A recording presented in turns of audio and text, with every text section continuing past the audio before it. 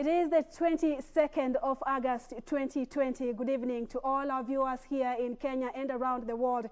It is day 163 since Kenya reported her first case of COVID-19, and in the last 24 hours, 355 Kenyans tested positive for COVID-19. Since March, tell us how the COVID-19 pandemic has impacted in your life. It could be positively or even negatively. At Purity_Museo and at KBC Channel 1 News, use the hashtag Channel 1 Weekend, and I'll be sampling your opinion and feedback during this broadcast. Don't forget to tell us also where you will be tuned in from. Once again, I'm Purity Museo. Let's begin this broadcast with the day's highlights.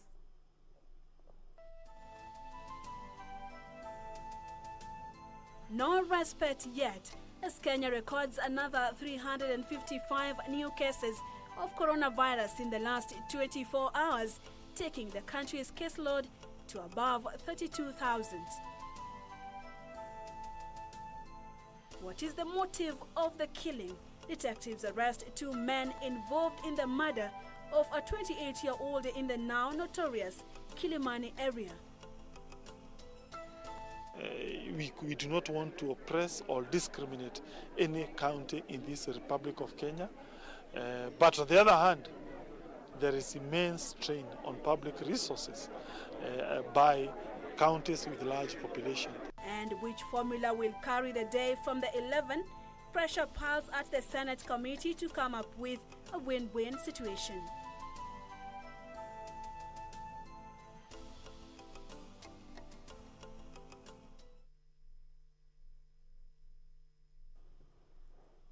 Thank you so much for joining us tonight. My name is Purity Museo, and Byron Abuli is our sign language interpreter tonight. Let's now get started. Coronavirus cases in the country have surpassed 30,000, 163 days after the first case was confirmed. Statistics released by the Minister of Health today show that about 355 people have tested positive over the last 24 hours, increasing the total tally to 32,118 cases. The death toll from COVID-19 is now at 542 after 10 more patients succumbed to the disease. Over the last 24 hours, 5,724 samples were analyzed and 355 tested positive for coronavirus, increasing the total tally to 32,118. According to the Ministry of Health, 339 of the latest cases are Kenyans, while 16 are foreigners, with 213 being males and 142 females. The youngest patient is 2 years old, while the oldest is 81 years old. The new infections were reported in 32 counties. Nairobi recorded 118 cases. Mombasa and Nakuru each recording 25. Kiambu 23. Kajiado and Migori recorded 20 cases each. Machakos 18. Lamu 15. Kisumu, Narok and Laikipia 9 each. Homa Bay 7. Busia and Bomet 6 cases each. Taita Taveta, Kitui and Kericho 5 cases each. Garissa, Uasin Gishu, Muranga and Kirinyaga 4 cases each. Kisii 3 cases. Samburu 2, while Vihiga, Marsabit, Meru, Kwale, Kilifi, Embu, Nandi, Nyandarua and Tana River a case each. A total of 18,453 patients have recovered after 296 were given a clean bill of health over the last 24 hours. 202 of the latest recoveries are from the home-based care program. The death toll continues to rise and is now at 542 after 10 people lost the fight in the last 24 hours. Detectives from the Directorate of Criminal Investigations are holding 2 suspects over the murder of a 28-year-old man who was shot dead at Kilimani area in Nairobi. The suspects identified as Robert Bodo and Chris Obure were arrested Saturday morning, and a mini Seska pistol with 13 rounds of ammunition recovered. The National Gun Owners Association of Kenya has condemned the incident, calling for speedy investigations into the shooting.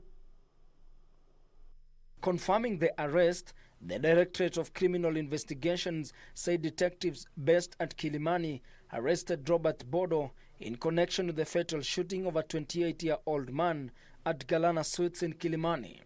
During the arrest, detectives recovered a mini Seska firearm with 13 rounds of ammunition. Police said the ballistic analysis will be done on the firearm as investigators seek to unravel the motive behind the shooting. Second suspect, identified as Chris Obure, has also been arrested with claims that Kevin Omwenga was killed in a suspected gold deal gone sour. The arrest coming as National Gun Owners Association of Kenya condemned the incident, calling for speedy investigations. We condemn it with the strongest words ever, because it is not right that one or two persons in this society of ours would actually be the ones responsible to damage or to spoil and to get involved in matters where they're using their firearms for personal scores, to solve domestic issues, or to solve any other business dispute that would be. The personal firearms that are issued by the Firearm Licensing Board are for us to be able to use it for the specified activities. The association, through its Vice Chair Sami Onyango, also called on the Interior Ministry, Inspector General of Police, Directorate of Criminal Investigations, Director of Public Prosecutions and the Judiciary to take stern action against cases involving misuse of firearms without necessarily restricting legitimate and responsible use of the same firearms. All licensed firearm holders, it is important that you come out, be trained, understand the rules, understand the laws, understand the reasons why this firearm has been issued to you. And it would not be right if we keep on having these incidences happening each and every day. We have 18,000 licensed firearm holders.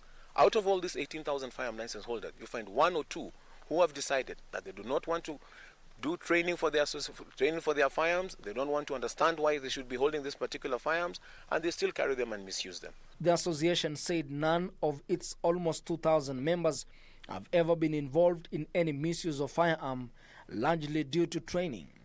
Ben Chumba, reporting for Channel 1 News. Away from the Kilimani murder incident, Senate Majority Whip Irungu Kang'ata has urged senators to take in consideration opinions expressed by Commission of Revenue Allocation and Council of Governors in determining the third basis formula for revenue allocation. Speaking in Murang'a County, Kang'ata said there is need to ensure no county loses in the formula. The governors want the old formula used in the order to save the counties from cash crunch.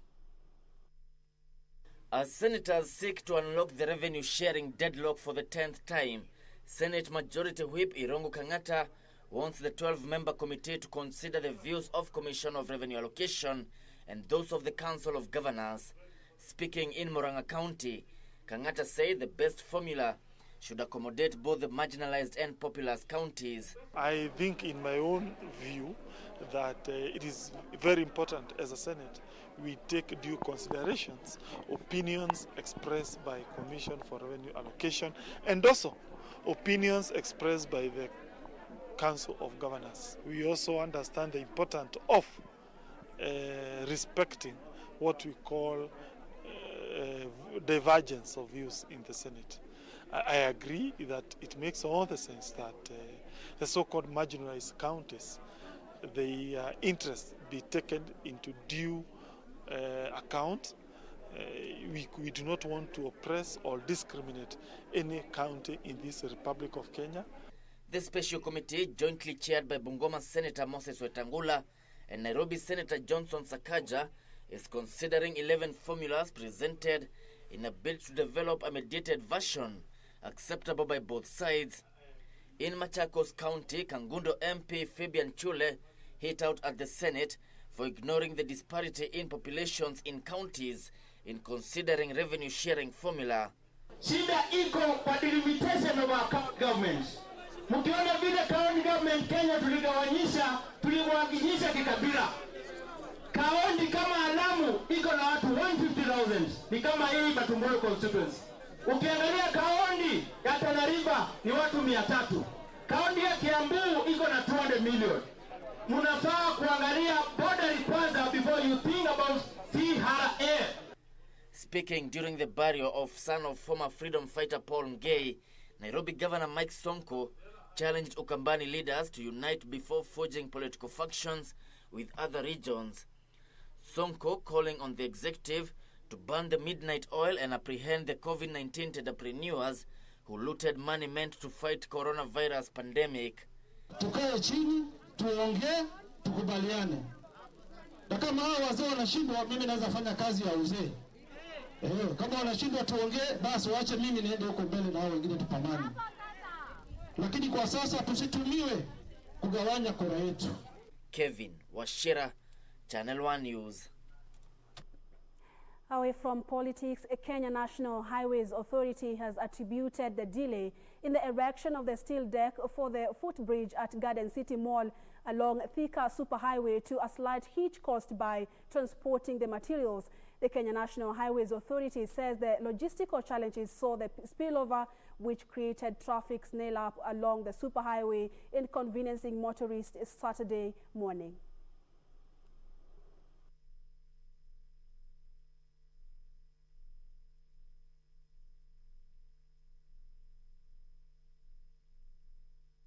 So hundreds of road users spend hours in a major traffic snarl-up.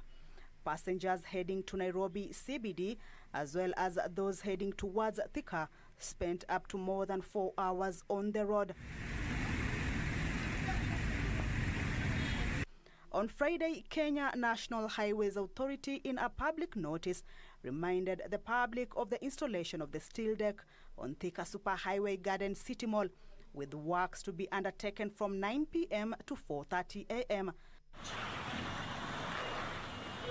However, the works spilled over up to late morning hours, catching motorists unawares. Biashara ilikuwa imeharibika sana cause mahali ya kupita unaenda unapata magari imejaa kila mahali, imetapakaa, huoni penye utapita. Pia watu hawaendi.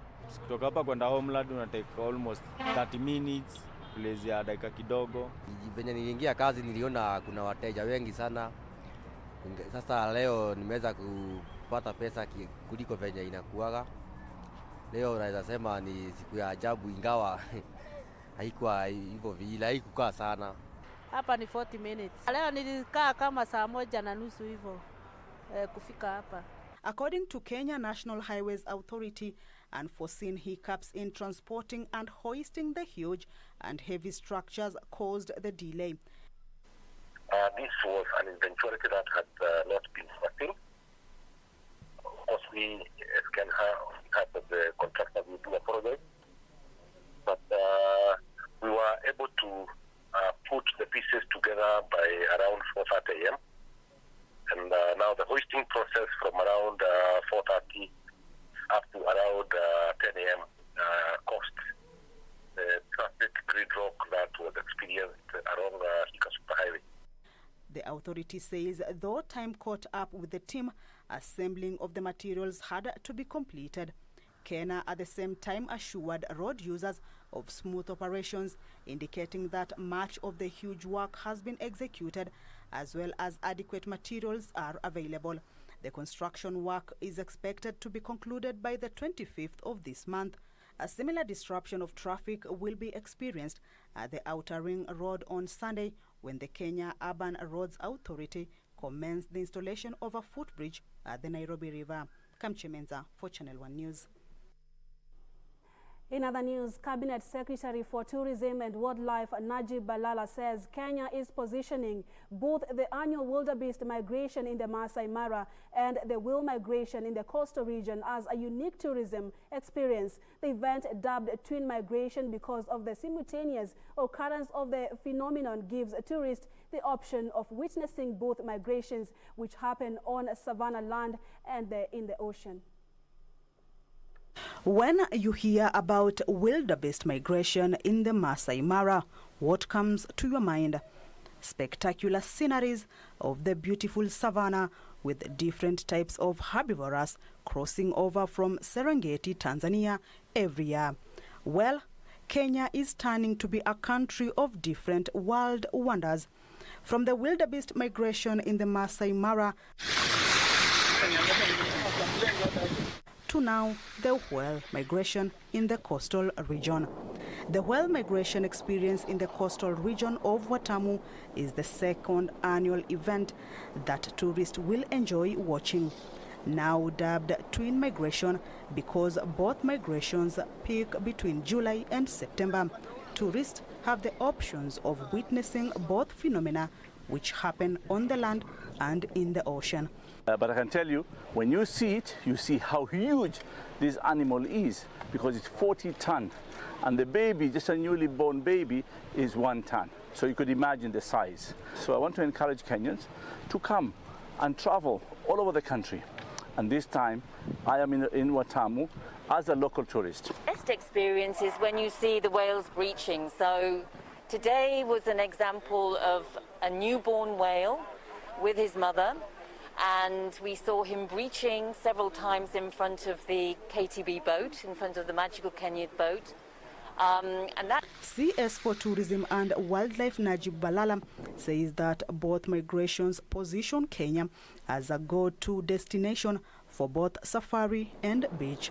Kenya Tourism Board CEO Dr. Betty Radiar says they intend to market the two experiences together to ensure that visitors have the chance to enjoy the alternative natural experiences. But because of the whales offering something that's completely unique and very unusual, we've got guests coming here and providing an income to the local market and to the local people at a time when we wouldn't normally be busy.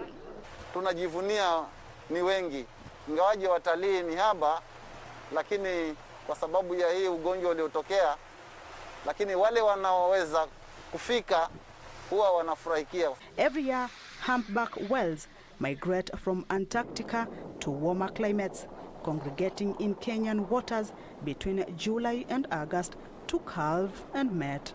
After spending 2 months breeding and nursing their calves, the whales then make their journey back to Antarctica around September.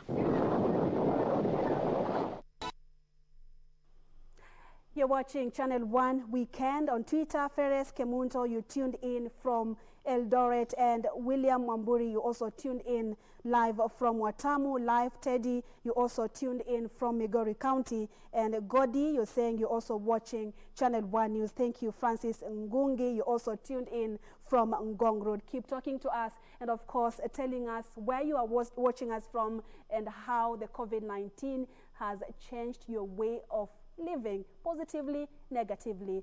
Day 163 since the first case was confirmed here in the country at Purity_Museo and at KBC Channel 1 News. The hashtag Channel 1 Weekend. We take a short breather. We are back shortly. Stay with us.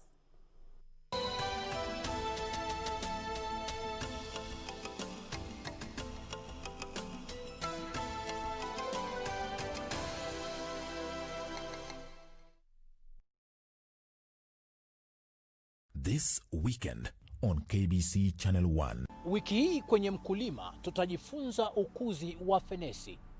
Ukishakula fenesi, ile sehemu ambayo ubaki ya nje, the cover, hii ya nje, ni chakula cha ng'ombe, especially wale ng'ombe wa maziwa. So unakatakata vipande vidogo vidogo, unapatia ng'ombe. Kwa hivyo hakuna part kwa hii matunda ambayo huwa tunatupa apart from the central part. Kisha kopia watufunze jinsi ya kufuga kuku ndani ya greenhouse. Kuku inakuanga na faida mingi kama mimi. Inaweza kuwa fermenting, inaweza kuwa mboga. Kitu ya kwanza, mayai iko, unaweza pata uzi upate pesa. Basi ungana nasi Jumapili saa 9:30 hapa KBC Channel 1 kwa uondo kamili.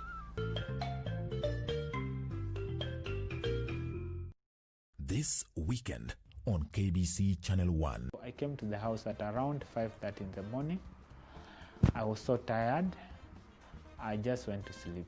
Few minutes later, she woke up and poured sulfuric acid on my face and ran away. So I woke up to try and get some water to reduce the burns. But when I stepped on the floor, I felt a shock. She had connected electricity, the heater, and poured water on the floor. So the current was flowing. So when I stepped on that floor, I felt a shock, and I became even more confused. So I screamed, and my colleagues came for my rescue. They took me out of the house, and I was rushed to the hospital. Next on. I've got some good news. What? Andrea spoke. Oh, that's great! Does this mean that things are finally going back to normal? No. But I'm still hopeful that he'll come back, Mom. No. To someone who needs a lot of love and care. No. Don't tell me you want to bring Grandma here. I don't want that. I think it will be better for you to just look on the good memories. Oh, good memories. I'll definitely have 5 years down the drain. In love with Ramon. Heroes, we need this win, Wanjala. You have to win.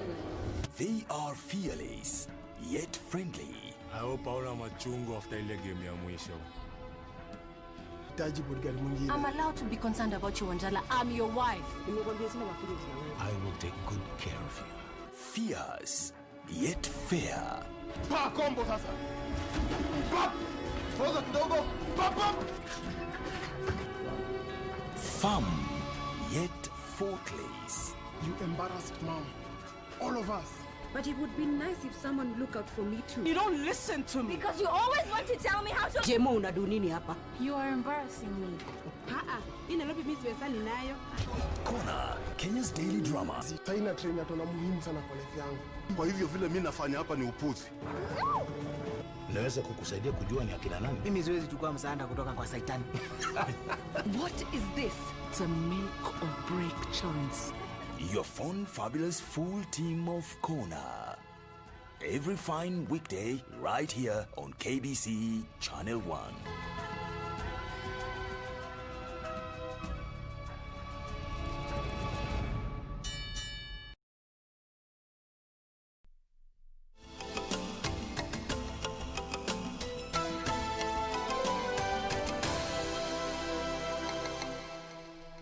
Welcome back. Thank you so much for staying with Channel 1 Weekend. Sarah Anyoso is a mother in pain. She is suffering silently from numerous health complications, among them cancer, high blood pressure, stroke and blindness. But Sarah is not only feeling the pain of her ailment, but worse still, she can't afford money to cater for the medical expenses, a burden that is too much for her to bear. And as Michael Mwandiga reports, Sarah is now appealing to well-wishers to come to her aid.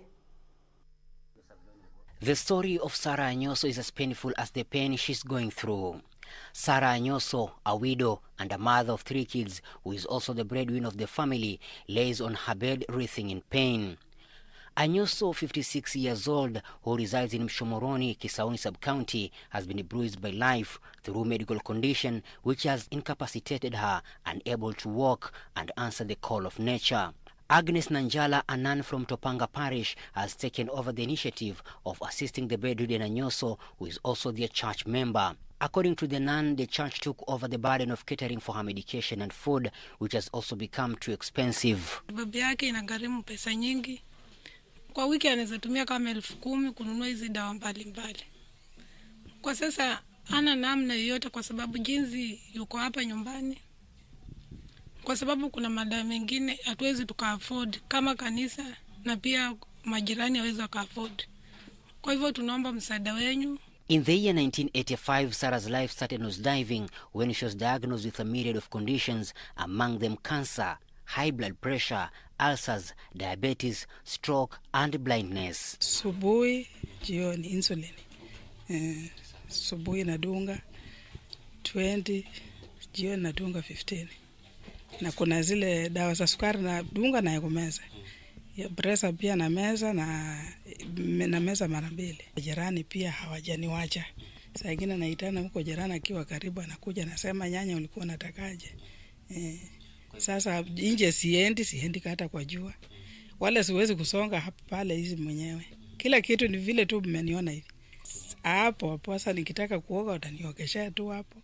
According to her neighbor, Miss Nyango, they took the initiative of taking care of the ailing neighbor by bathing, cooking and washing for her since she's immobile. Singine hiyo ugonjwa akianguka tunakuja akona pressure. Singine tunamwekea sukari kwa mdomo tunampepea hivi. Anakaa masaa kama 4 hivi 3. Fahamu inarudi. Tunampikia chakula, kuna chakula singine hali. Kuna singine anakula. The neighbors and the church are now calling for well-wishers to chip in since the COVID-19 pandemic has made it worse to cater for Sarah's needs. You can reach Sarah Anyoso for help through her mobile number 0783840962. Reporting for Channel 1 News from Mombasa County, I'm Michael Mondiga. Absolutely, and once again, if you can help Sarah, then the number was displayed right on the screen. You can also reach Channel 1 to get it if it escaped your eyes. Yes, she really needs help. 4 different conditions for one person is just too much. At least we can help her get help, especially on the medical care for her treatment. Residents living near Manga Ridge, situated at the border of Kisii and Nyamira counties, are worried about a historical gem which is fast losing its appeal owing to human encroachment. The residents want Nyamira and Kisii county governments to preserve the site, which has the potential of becoming a tourist attraction before it is completely destroyed by human encroachment. Popularly known as Emanga, the 100-acre scenic site which separates Nyamira and Kisii counties is a historical and natural resource haven treasured by locals. Litter from empty soft drink plastic bottles and packets of snacks prove that the site was once a beehive of activities. Kuisi hakuna wasungu wanakuja, hakuna hata waindi wanakuja kutembea huko juu. Hata watu walikuwa wanakuja saa zingine makwaya kutoa CD kwa huko. Sasa hawakuji. Ilikuwa inatusaidia. Hao watu wakikuja, wengine wanawaachia watu kitu kidogo, unamtembeza kidogo anakupea. Na upande wa kupanda hapo juu, watu walikuwa wanaenjoy kupanda kutoka chini, wakikuja juu wanaangalia chini tena. Lakini kwa sababu ya even traders at the nearest Saba town in Matororo village, Kemera ward, decry reduced business compared to previous years. The number of local tourists visiting the ridge to behold its beauty or refresh has reduced drastically. Now it is frequented by children herding livestock and miners interested in extracting rock and maram. Imbachi wa mawe, watu wanaendelea kuchimba. Sasa wameharibu kutoka chini. Mahali watu walikuwa wanasikilia, wanakuja, wanapanda juu, wakipigwa mapicha, wakichukua mavideo. Sasa hapo imeharibika. Rose Nyanchama, who has run a vegetable kiosk in the area for 13 years, says the COVID-19 pandemic has made matters worse.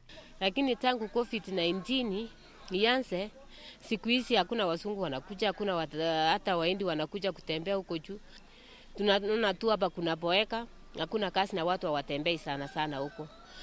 Residents now want the Nyamira and Kisii county governments to intervene and restore the site to its lost glory.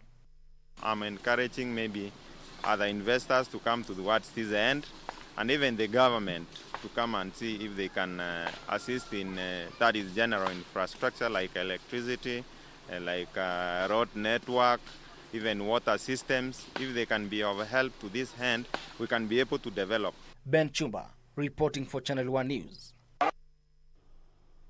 And over the years, poultry farming has been one of the most profitable ventures in Kenya due to the high demand of chicken meat and eggs. This has led farmers to innovate various methods of chicken rearing to boost their productivity. One of those methods has been the use of cages. Most farmers prefer this new method as it accommodates many birds and saves on space. Necessity is the mother of invention, and poultry farmers are embracing this to make ends meet in a rather competitive environment. Cage chicken rearing. According to farmers, this kind of method is easy, especially in monitoring the chicken and egg collection. So farmers are actually at liberty to actually practice this system, and you can actually see this is actually something that's emerging, especially in quite a number of urban areas in Kenya. In the recent days, battery cage system has gained popularity in the country, with most of these cages being improvised by farmers to meet the needs of modern cages. We have just built cages that can accommodate the number of birds we are having. So far so good, we have a number of like 30 birds per now within here. Farmers say lack of enough land has heavily contributed to caging their chicken, leading to high production of quality meat and eggs. When it comes to specific measurements, this is around 67 to 87 inches squared or 420 to around 560 centimeters square. Now, you can actually see that already this is a very, very small size where you can actually confine an animal.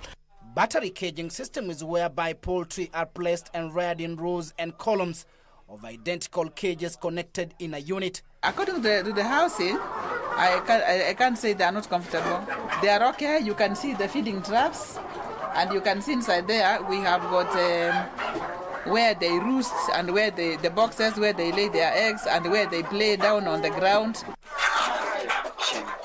However, animal welfare organizations such as African Network for Animal Welfare are now advising against the battery cage system, saying that the system restricts birds from their rights of movements, enough time for exercise, and also leads to animal stress. When you actually do place birds in such restricted confinements, then it actually affects their behavior. There's something we actually call the development of stereotypic behaviors. So these animals are actually not able to actually express their natural behavior. They're not actually able to do basic natural behaviors like nesting. Issues are also concerning with actually stretching and also ruffling of their feathers. According to Dr. Dennis Bahati, who is the Chief Veterinary Officer, osteoporosis is one of the poultry diseases caused by weak bones, occasioned by lack of enough exercise. He says most birds in cages are vulnerable to the disease. ANAW officials say there are no clear guidelines, especially on legislation frameworks on poultry production, giving farmers liberty to practice caging system, adding that this kind of system, including battery caging system, has been banned in the European Union countries. If you look now at the African context, and especially also in East Africa and also in Kenya, there lacks a clear direction, especially when it comes to the legislative frameworks that actually guide the production of poultry. There is no law that actually clearly states, is it legal or is it not legal? Timothy Kipnusu for Channel 1 News. From the counties, traders in Embu County woke up to a rude shock after they found their stores missing and their merchandise scattered all over. The angry traders marched to the county enforcement officers to demand answers on what they termed as a gross violation of their basic human rights and destruction of livelihoods. More of this in our county news roundup. There was drama in Embu town as traders forcefully picked their stands that had been confiscated by county government enforcement officers. The traders burned tires and barricaded a road leading to the market as a show of their anger. Members of the County Assembly of Embu condemned the act and asked the county government to use dialogue as opposed to force when dealing with traders. Ningeomba serikali ya county government of Embu, Department of Trade, waangalie masoko yetu.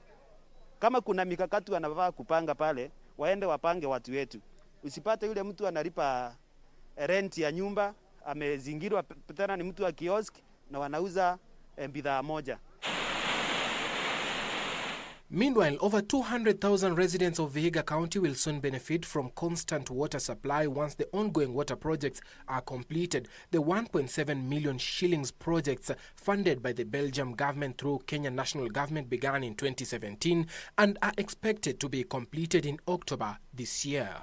So we are upgrading this water supply to over 5,000 cubic meters of water per day. And this will be able to supply in this area over 80,000 people.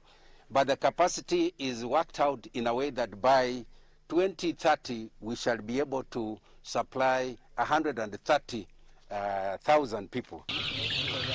Elsewhere, a group of youths from Gatundu South in Kiambu County has benefited with 3,180 one-month-old chicks donated by Food Agricultural Organization FAO in partnership with Kiambu County.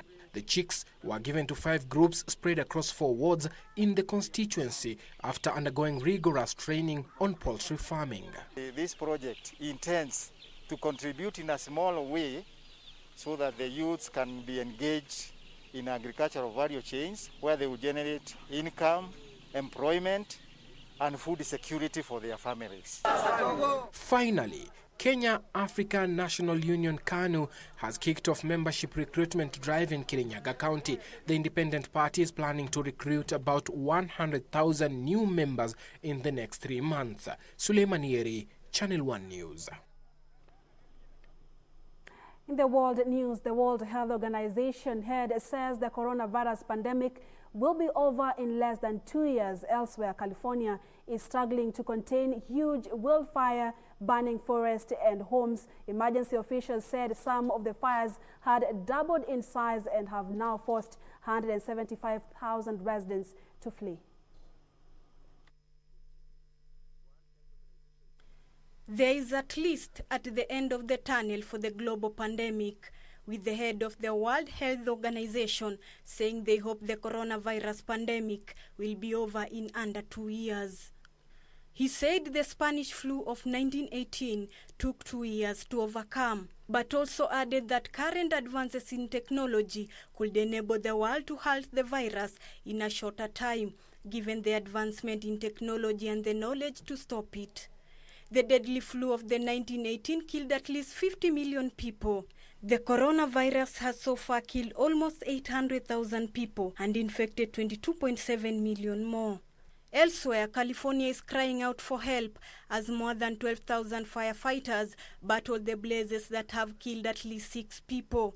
At least 43 people, including firefighters, have been injured, and hundreds of buildings have been burned down, and thousands more are threatened. California governor has pleaded for assistance from Australia and Canada.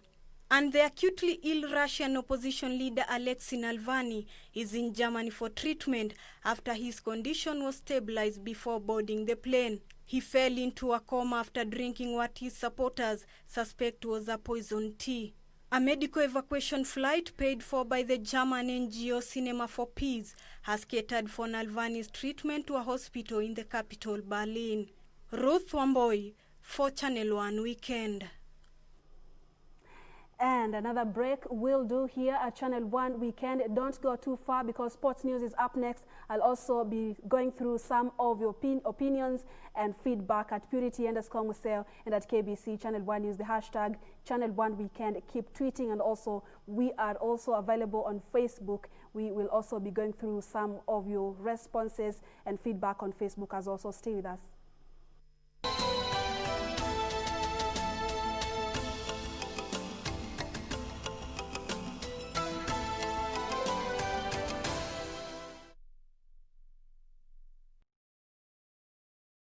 Next on. Muongelesha foraia nikimwambianga tafadhali peleka huyu mtoto hospitali. Lakini shida si kupeleka mtoto hospitali. Shida ni pesa. Juu hospitali pia unailipia pesa, dawa pia unanunua. Yes, dawa zao ziko cheap, lakini kama huna hata 10 hauwezi pewa. And around 3 to 4 years, that's when it was confirmed I am deaf.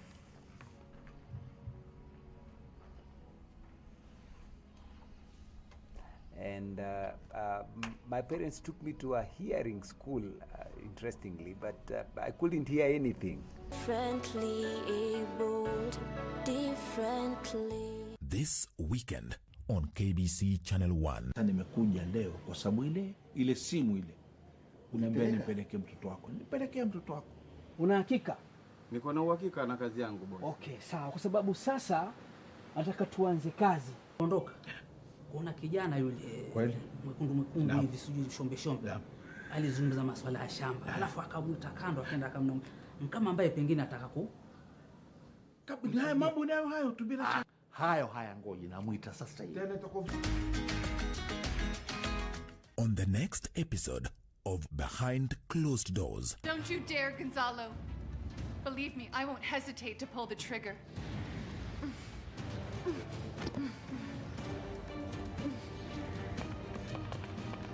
Pilar! Holy Mother of God, what was that, a gunshot? She's not there. She's disappeared. Who? Raquel. You say it was posted on the website for the Bar Association? Delinquent. I once once read that the greatest trick the devil ever pulled was convincing the world that he didn't exist. That's exactly what Gonzalo Ibanez did.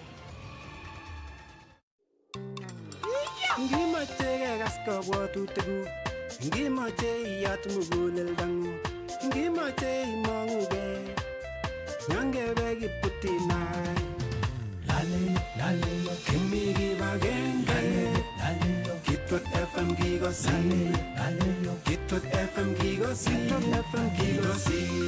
98.0 Kitwek FM Gigosin.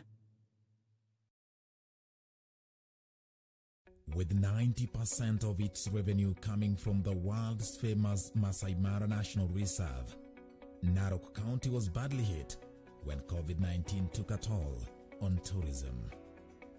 The lifting of movement restrictions across the country was thus a welcome relief for Narok, even though on the flip side, the country saw an increase in coronavirus infections. Join Purity Museo this Sunday, August 23rd at 9 p.m. on the Family Matters show as she engages Narok Governor Samuel Tunai on the county's COVID-19 mitigation measures. Next on. I've got some good news. What? Andrea spoke. Oh, that's great! Does this mean that things are finally going back to normal? No. But I'm still hopeful that he'll come back, Mom. No. To someone who needs a lot of love and care. No. Don't tell me you want to bring Grandma here. I don't want that. I think it will be better for you to just look on the good memories. Oh, good memories. I'll definitely have 5 years down the drain. El paraíso conocimos. In Love with Ramon.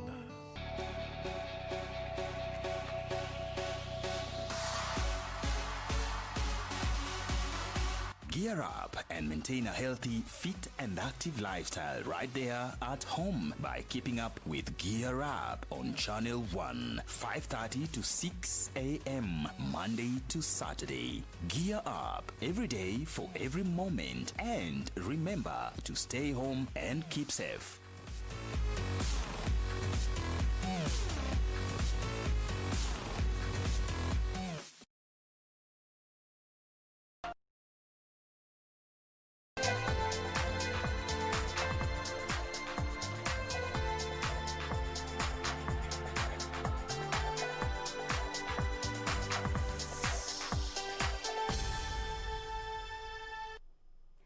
It's now time for the sports news. Nairobi Boxing Association Chairman Kennedy Otieno has backed Sports Cabinet Secretary Ambassador Amina Mohamed to announce resumption of sporting activities in the country.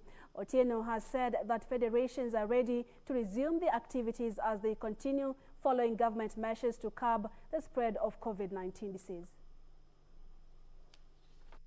On Monday, Sports Cabinet Secretary Ambassador Amina Mohamed is set to announce whether sporting activities in Kenya will resume or not. Sportsmen and women have not been spared the effects of COVID-19, as majority have gone months without pay, allowances or contracts from sports firms and companies. Nairobi Boxing Association Chairman Kennedy Otieno has said federations are ready to resume the activities as they continue implementing government measures to curb the spread of COVID-19. So hata kama hawatafungua now, whereby I know watafungua kidogo, because tunaumia sana, hata ekonomi ya world ya Kenya inaenda chini. What they can do, watu wapenie tu stories za sports, sana sana kwa wale wanaenda Olympic, itakuwa better, unaelewa?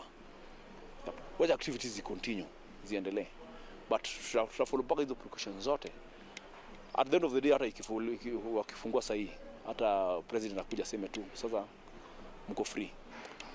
Hii disease si ya government peke yake, ni yetu sisi wenyewe. We have just to follow the precautions. Next week, Ambassador Amina Mohamed is set to announce whether sporting activities will be resumed in the country or not. We just urge the sports CS to just give us positive vibes, so that sport iendelee, tucheze venye wale watakucheza, watu wamekuwa kiprepare for long. Frederick Muki for Channel 1 Sports. Five-time Coup de Dames winner Safina Han is relishing her chance of competing in the Safari Rally, a World Rally Championship leg, which is set for next year. The rally was initially planned for July 16 to 19, 2020, but was instead postponed to 2021 after the organizers were forced to revise the schedule in light of the COVID-19 outbreak, which halted many sporting activities across the globe. Safina Han navigated Michelle to 5 Coup de Dames awarded to Best Female Rally Team at the Safari Rally. Says she will be competing at the rally as a driver for the first time and expects a tough race given the stature the rally has gained after its readmittance to the WRC calendar. Together with Michelle, they formed a partnership and raced under Ladies Luck Team and last competed in Safari Rally in 2012, 10 years after Kenya lost its global status.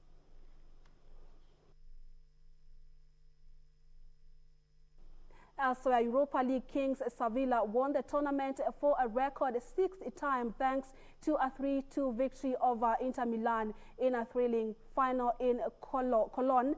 The drama started when Sevilla defender Diego Carlos fouled Romelu Lukaku for an Inter penalty and ended when Lukaku deflected Carlos' bicycle kick into his own net. Lukaku gave the Italian side an early lead from the penalty spot in his 34th goal of the season, extending his record for scoring in consecutive Europa League games to 11. Luke de Jong scored 2 headers from Jesus Navas and rather to put Sevilla into the lead. Inter were level when Diego Godin nooded in to make it 2-2 in the 35th minute. Carlos flew into the air to meet a high ball with an overhead kick, which was going wild until Lukaku stuck out a leg and diverted it past his own goalkeeper. It was a first trophy in the managerial career of Sevilla boss, whose side was unbeaten since January or February, a run of 21 games.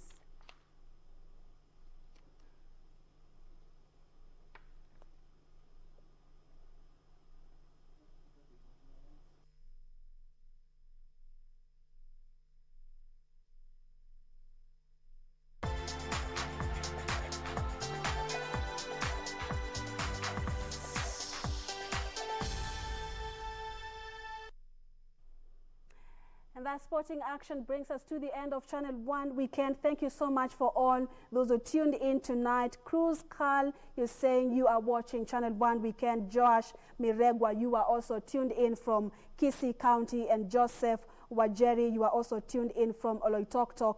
Paul Mtoto or Martin, you're saying that you are tuned in to Channel 1 Weekend. And Gracie, you're also watching from Embu County. Emi Tashi from Tala. Thank you all for your feedback and for watching our bulletin tonight. Many thanks once again for your time. I'm Purity Museo. Byron Abuli has been our sign language interpreter tonight. Up next, weather forecast. Stay tuned for that. God bless.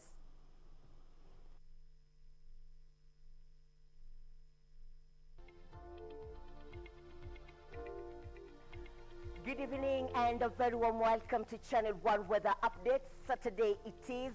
I hope you're well. My name is Irene Mchuma Odem. Tonight, Kitale and Eldoret are the coldest. Temperatures stand at 12 degrees Celsius. There are scattered wet conditions in Nyahururu, Embu, Meru, and Thika areas. It's pounding heavily in the county of Kisumu. There are showers accompanied by thunderstorms in areas of Kapenguria, West Pokot, and Bungoma. But then these will reduce during the early morning hours, and the rains will be limited to Kitale and Eldoret over a few places. It will also rain over a few areas in Samburu.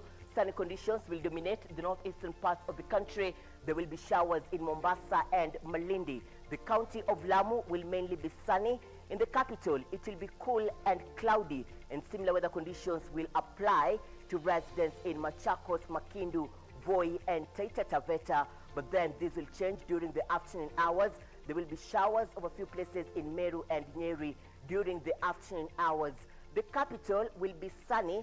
The northeastern parts of the country will continue to experience sunny conditions.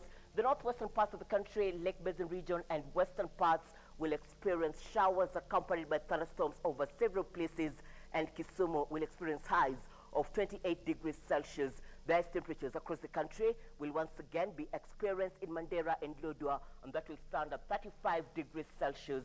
As I mentioned earlier, temperatures have gone down again in the capital, and it's just about time we prepare for warm clothes for our better health, and temperatures will stand at 22 degrees Celsius. And on that note, let's have a look at the international forecast. You have a good night and see you tomorrow. Bye.